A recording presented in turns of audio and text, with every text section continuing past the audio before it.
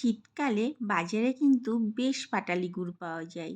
এই সময় যদি একটু গুড়ের পায়েস খুব সহজেই তৈরি করে ফেলা যায় তাহলে কিন্তু মন্দ হয় না। নমস্কার বন্ধুরা, কিচেন অফ সোনটাই চ্যানেলে আপনাদের স্বাগত। আজকের রেসিপি সঠিক মাপ এবং পদ্ধতিতে গুড়ের পায়েস। আমি এখানে 1 লিটার দুধ নিয়ে নিয়েছি, ভালো করে ফুটিয়ে নেব।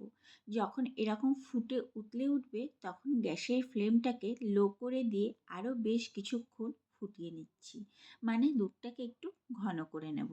আমি এখানে প্রথমে 5-6 মিনিট ফুটিয়ে নিয়েছিলাম, তারপরে এর মধ্যে একটা তেজপাতা এবং দুটো এলাচ দিয়ে দিলাম। আবারও সব কিছু দিয়ে আবার 7 থেকে 8 মিনিট ভালো করে ফুটিয়ে নিয়েছি। দেখুন দুধটা কিন্তু আস্তে আস্তে ঘন হয়ে গেছে এবং কমতেও শুরু করেছে। দুধের দাগ দেখলেই কিন্তু বোঝা যাচ্ছে।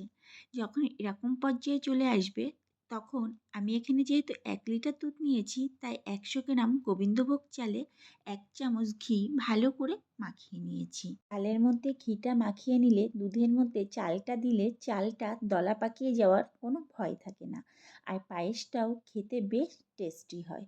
এখন অনবরত নাড়তে হবে যতক্ষণ না চালটা ভালো করে সিদ্ধ না হয়। যখন দুধের মধ্যে চালটা দেবেন তখন গ্যাসের ফ্লেমটা সবসময় হাই ফ্লেমে রাখবেন, তাহলে পায়েসের স্বাদ কিন্তু ভীষণ ভালো হয়।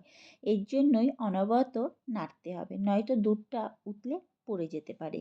আমি এখানে 7 থেকে 8 মিনিট মতো ফুটিয়ে নেওয়ার পর চালটা কিন্তু 50% মতো সিদ্ধ হয়ে গেছে। 10 থেকে 12 মিনিট ফুটিয়ে নেবো যাতে ভালোভাবে সিদ্ধ হয়ে যায়। এরকম মাঝে মধ্যে চালটা তুলে একটু হাত দিয়ে টিপে দেখতে হবে চালটা সিদ্ধ হয়েছে কিনা।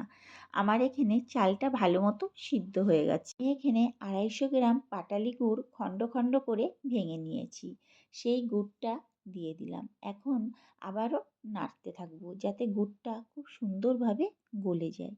গুড়টা গলতে কিন্তু শুরু করেছে, সেটা দুধের কালার দেখলে বোঝা যাচ্ছে। আমার এখানে গুড়টা ভালো মতো গলে গেছে। একবার মিষ্টিটা একটু চেক করে নেবেন, আপনারা আপনাদের স্বাদ অনুযায়ী মিষ্টিটা ব্যবহার করবেন। 250 গ্রাম গুড় যেহেতু আমি এখানে দিয়েছি, আমার কাছে মিষ্টিটা কিন্তু বেশ ভালোই হয়েছে। আপনারা যদি মনে করেন যে আরেকটু মিষ্টি খাবেন, আরও 50 গ্রাম গুড় এখানে যোগ করতে পারেন। আমার এখানে পায়েসটা কিন্তু বেশ ঘন হয়ে এসছে, আর পায়েস রান্না করার সময় যত নাড়বেন পায়েসের স্বাদ কিন্তু তত বাড়বে। পায়েসটাকে আরেকটু টেস্টি করার জন্য আমি এখানে 1 কাপ গুঁড়ো দুধ ব্যবহার করেছি। এই সময় অবশ্যই গ্যাসের ফ্লেমটাকে একদম লোতে রাখতে হবে, নয়তো দুধটা কিন্তু দলা পাকিয়ে যেতে পারে।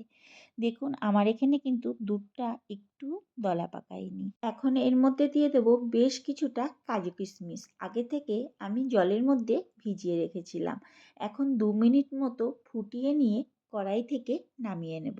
আমি এরকম ঘনত্বেই নামিয়ে নিয়েছিলাম, কারণ ঠান্ডা হলে কিন্তু আরও বেশি ঘন হয়ে যাবে। এই হয়ে গেল খুব সহজেই শীতের দিনে টেস্টি টেস্টি গুড়ের পায়েস।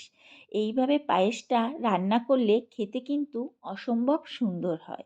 এভাবে একবার হলেও বাড়িতে তৈরি করে দেখতে পারেন।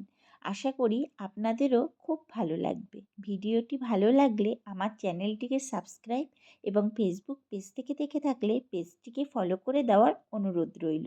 দেখা হচ্ছে নতুন একটি ভিডিওতে।